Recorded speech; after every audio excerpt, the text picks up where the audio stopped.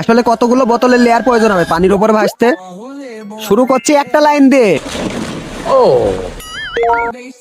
2 line বোতল। এবার line double করে দিলাম মোটা ভাইকে ভাসাতে।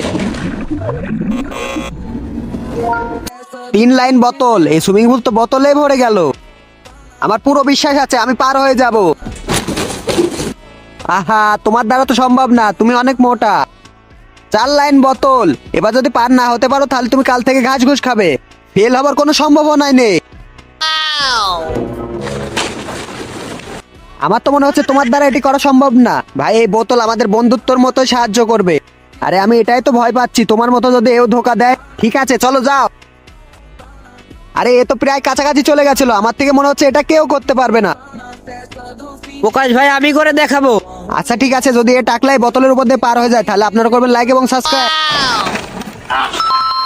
Like and follow.